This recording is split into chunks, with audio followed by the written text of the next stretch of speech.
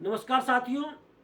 मोदी सरकार जो फ़ायदा उठा रही है वह ये उठा रही है कि विपक्ष जो है वो एकजुट नहीं हो पा रहा है।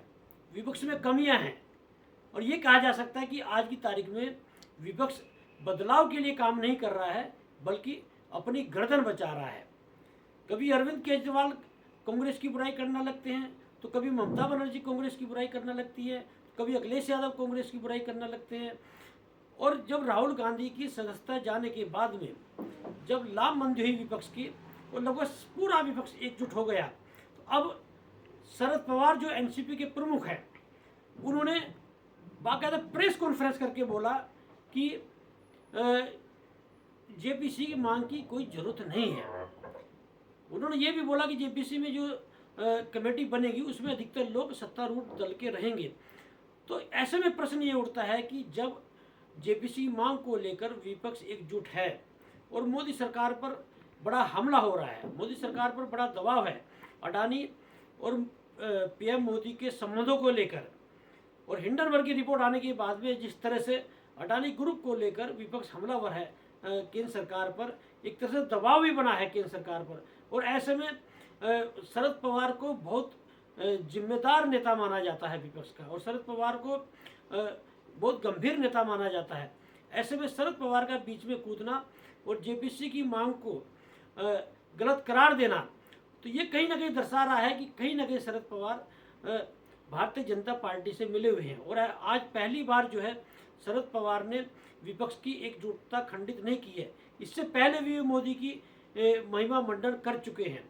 तो यदि इसी तरह से विपक्ष बीच बीच में मोदी सरकार के दबाव में आता रहेगा तो कैसे बदलाव होगा। और मैं कहना चाहता हूं कि मैं हमेशा बोलता रहा हूं कि इस विपक्ष से कोई बड़ी उम्मीद रखना आज की तारीख में बेईमानी है, क्योंकि विपक्ष जितने भी दल हैं, चाहे वो एनसीपी हो, समाजवादी पार्टी हो, बहुजन समाज पार्टी हो, राजद हो, रालोद हो, जितने भी पार्टी है, टीएमसी हो या आम आदमी पार्टी हो, ये जितने भी लोग हैं आज की तारीख में इनमें कहीं ना कहीं खामियां देखी जा रही है।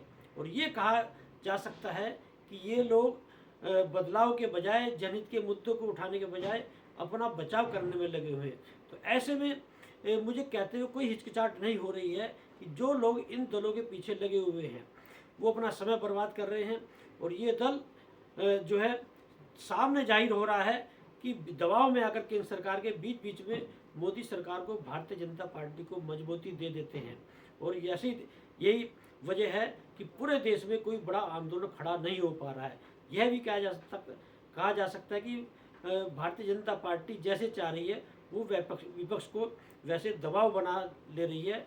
इसमें कहीं से दो राय नहीं कि आज की तारीख में कांग्रेस भारतीय जनता पार्टी के कहीं से दबाव में नहीं आ रही है। यदि कांग्रेस को छोड़ दे जाए, जितने भी दलों में, तो आम आदमी पार्टी की बात भी करूंगा, भारतीय जनता पार्टी इन दलों पर कहीं ना कहीं दबाव बना लेती है और फिर से मजबूती हासिल कर लेती है। तो 2024 के चुनाव में मुझे नहीं लग रहा ये विपक्ष जो है कोई दबाव बना पाएगा या कोई बड़ा बदलाव इस 2024 में होने जा रहा है। इसका खामियाजा जनता को उठाना पड़ रहा है। और ये कहा भी जाता है, समाजवाद के प्रणेता डॉक्टर राम मनोहर लोहिया ने बोला था कि जब सड़कें सुनसान हो जाती हैं तो संसद आवारा हो जाती है। तो आज देश में वही हो रहा है। विपक्ष जो है उसमें दम नहीं है, देश की सड़कें सुनसान हैं और संसद आवारा है।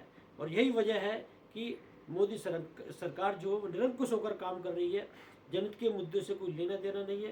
रोजी रोटी आज संकट में है, युवाओं का भविष्य संकट में है, और हिंदू मुस्लिम के अलावा देश में कुछ हो नहीं रहा। पूरे मीडिया में आप देख लीजिए, नेशनल मीडिया में हिंदू मुस्लिम के को लेकर डिबेट के अलावा कुछ नहीं हो रहा है। और मैं तो जो विपक्ष के बेशरम बन के जो प्रवक्ता वहाँ पर जा बैठते हैं इस तरह के कार्यक्रम में, उनको भी कहना चाहूँगा, यदि आप खुद ही गोदी मीडिया की बात करते हैं और एंकरों को बोलते हैं कि वो भारतीय जनता पार्टी के एजेंट के रूप में काम कर रहे हैं, आप लोग डिबेट में जाते क्यों हैं? ये बड़ा प्रश्न है देश में। तो साथियों, आज मजबूती से जो देश के जिम्मेदार लोग हैं, जो देशभक्त हैं, जो देश के लिए कुछ करना चाहते हैं, उन्हें खड़ा होने की जरूरत है। इस विपक्ष के, इस कायर विपक्ष से, इस कमजोर विपक्ष से कोई उम्मीद नहीं की जा सकती है। और ये कहा जाता है जब विपक्ष के दल विपक्ष की सही भूमिका नहीं निभा पाते हैं तो देश की जनता को विपक्ष बनना पड़ता है। तो आज देश की जनता को विपक्ष बनने की जरूरत है साथियों। नमस्कार।